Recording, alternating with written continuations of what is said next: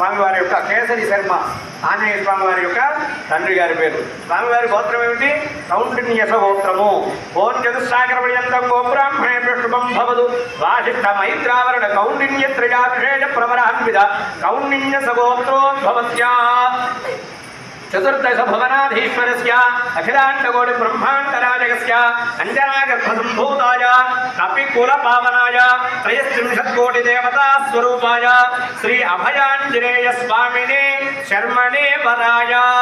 మన స్వామివారి పేరు అభయాంజనేయ శర్మ. స్వామివారి పేరు అభయాంజనేయ స్వామి అనేటటువంటి యొక్క శివాంశ సంభూతుడైనటువంటి యొక్క స్వామివారి నుంచి అమ్మవారికి వివాహం చేస్తున్నామని స్వామివారికి పరిచయం చేసామన్నమాట. ఆ యొక్క అమ్మవారికి పరిచయం చేశాము. ఇప్పుడు అమ్మవారిని స్వామివారికి పరిచయం చేస్తున్నాం. చతుస్సాగర పర్యంతం గోబ్రాహ్మణేభ్యో శుభం భవతు. కాశ్యపావత్సారనైద్రువత్రయాభిషేక ప్రవరాన్విద కాశ్యపస గోత్రోద్భవస్య చతుర్ముఖ బ్రహ్మణ ప్రోన్నత్రే. చతుర్ముఖ బ్రహ్మ వారి యొక్క ముని మనవరాలి యొక్క అమ్మవారు. చతుస్సాగర పర్యంతం గోబ్రాహ్మణేభ్యో శుభం భవతు. కాశ్యపావత్సారనైద్రువత్రయాభిషేక ప్రవరాన్విద కాశ్యపస గోత్రోద్భవస్య కశ్యప పరబ్రహ్మణ పుత్రీ పౌత్రీం. కశ్యప పరబ్రహ్మ అనేటటువంటి యొక్క వారి మనవరాలు. చతుస్సాగర పర్యంతం గోబ్రాహ్మణేభ్యో శుభం భవతు. కాశ్యపావత్సారనైద్రువ త్రయాభిషేక ప్రవరాన్విద కాశ్యపస గోత్రోద్భవస్య సూర్యనారాయణ పరబ్రహ్మణ పుత్రీం. సూర్యనారాయణమూర్తి అంటే సూర్యుడి యొక్క పుత్రిక అని చెప్తున్నాము. చతుస్సాగర పర్యంతం గోబ్రాహ్మణేభ్యో శుభం భవతు. కాశ్యపావత్సారనైద్రువ త్రయాభిషేక ప్రవరాన్విద కాశ్యపస గోత్రోద్భవాం అఖిలాండకోటి బ్రహ్మాండ నాయికా చతుర్దశ భువనాధీశ్వరీం సువర్చలానామ్నీం సాక్షాత్ గౌరీనామ్నీం స్వరూపిణీం కన్యాం. అమ్మవారు గౌరీ యొక్క స్వరూపం. ఈశ్వరుడు హనుమత్ స్వరూపాన్ని తీసుకొని వచ్చేటప్పుడు మరి నేనెక్కడ చెప్పని అడిగింది అమ్మవారు. నా బాల స్వరూపమై ఉండమన్నాడు. గౌరీదేవి అంటే ఆంజనేయ స్వామి యొక్క బాలం ఎవరు?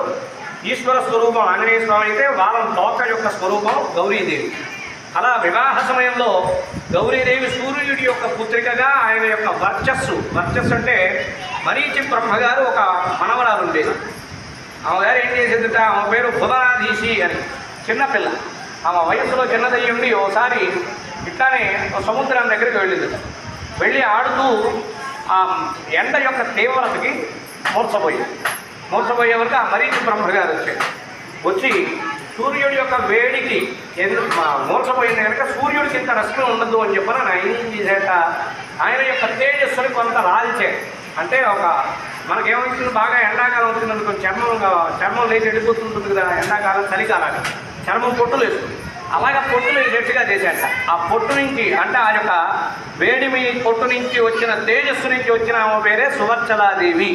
సువర్చ అంటే అంటే చక్కటి వర్చస్సు కలిగినది అని అర్థం అనమాట. ఆ అమ్మవారు ఉద్భవించిన తర్వాత అమ్మవారు ఏమడిగింది, నాకు ఎటువంటి యొక్క కామ్యములు లేనటువంటి యొక్క భర్త కావాలి అని అడిగింది. మనమందరం ఏం చేస్తాం, సంతానం కలగడం కోసం, అట్లానే మన యొక్క వంశాన్ని వృద్ధి చేసుకోవడం కోసం అడుగుతాం, వివాహాలు చేసుకుంటాం. కానీ దేవతలకి ఏంటంటే వారి యొక్క శక్తి ఆ అమ్మవారే స్వామివారి యొక్క శక్తి అనమాట. అట్లాగా అమ్మవారు ఏమని కోరింది, ఇటువంటి యొక్క బ్రహ్మచారిగా నాతో ఈ సంసారికమైనటువంటి జీవితం కాదు, యజ్ఞ యాగాది క్రతువులకి అర్హత రావాలంటే వివాహం చేసుకోవాలి.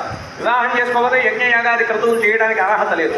స్వామివారు ఎన్నో యజ్ఞయాగాది క్రతువులు చేశాడు. ఆయన యొక్క చరిత్ర ఎంత ఎక్కడ ఉంటుంది మనకి, ఉమా సంహిత అనేటటువంటిది సంహిత ఉంది.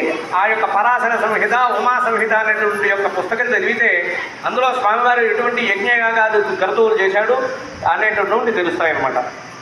మనకి ఎంతవరకు తెలుసు, శ్రీరామచంద్రుడు యొక్క బంటు, ఆయన యొక్క దాసుడు, ఆయన కోసం లంకకి వెళ్ళాడు, సీతమ్మ వారిని చూశాడు, రాక్షసులను చెప్పాడు, ఆయన భక్తుడు, ఇంతవరకే తెలుసు. కానీ ఈయన అనేక రకాలైనటువంటి యొక్క యజ్ఞ యాగాది క్రతువులు చేసి మన యొక్క ప్రపంచం అంతా కూడా శాంతించేట్టుగా ఈ యొక్క నవమ బ్రహ్మ కలియుగంలో ఇంకొక పాదం నడిచిన తర్వాత, ఇప్పుడు ప్రస్తుతం ప్రథమ పాదే అంటున్నాం, మొత్తం 4 పాదాలు. 2వ పాదానికి ఈయన గారు బ్రహ్మ ఆంజనేయ స్వామి బ్రహ్మ, నవమ బ్రహ్మ. ఆ యొక్క బ్రహ్మత్వాన్ని ఆ యొక్క యజ్ఞ యాగాది క్రతువులు చేయడం వలన, రాముడు యొక్క దాస్యం చేయడం వల్ల పొందారనమాట. అలాగా అట్లానే ఆంజనేయ స్వామి కూడా అన్నారు, నాకు వివాహం కావాలి కానీ సంతాన వృద్ధి కోసం కాదు, ధర్మ ప్రజా సంపత్తి అర్థం అని చెప్తాం వివాహంలో. కాదు, ఏంటిది? యజ్ఞో మేకా సమృద్ధ్యతాం. వివాహం ఎందుకు చేసుకుంటాం? మొత్తం 4 విధాలు. యజ్ఞ యాగాది క్రతువులు ఇట్లా వివాహాది దేవతా కార్యక్రమాలు చేయడం కోసం ఒక విధం. పశువో మేకా సమృద్ధ్యతాం. పశువోమే అంటే వచ్చినటువంటి యొక్క వారందరి యొక్క బాగోగులు తెలుసుకోవడం, అతిథి మర్యాదలు అంటాం కదా, వాటికి సంబంధించినవి. అంటే మా కొరకు మా యొక్క వంశం వృద్ధి చేయడం కోసం వివాహం చేసుకుంటామని చెప్పి చెప్పడం. ఈ 4 విధానాల్లో మొదటిది మాత్రమే కోరుకున్నారు స్వామివారు, అమ్మవారు. కాబట్టి వారిద్దరికి వివాహం అనమాట. అంటే స్వామివారి శక్తి వేరే, అమ్మవారి శక్తి వేరే కాదు, 2 ఒకటే అని అర్థం అనమాట. అందుకని దేవతలకు వివాహం లేకపోతే పూజా అర్హత లేవు. కాబట్టి ఎవరికైనా సరే, ఇప్పుడు బ్రహ్మచారిగా ఉన్నాడు అనుకునే వాటిని లెక్క చేస్తాము మనం? లెక్క చేయం. పక్కన భార్య ఉంటేనే ఏ పూజకైనా, పురస్కారానికైనా, దేనికైనా యోగం కలుగుతుంది, ఆ యొక్క యోగ్యత వస్తుంది. కనుక స్వామివారికి కూడా వివాహము ఉన్నది. ఉదయం అందే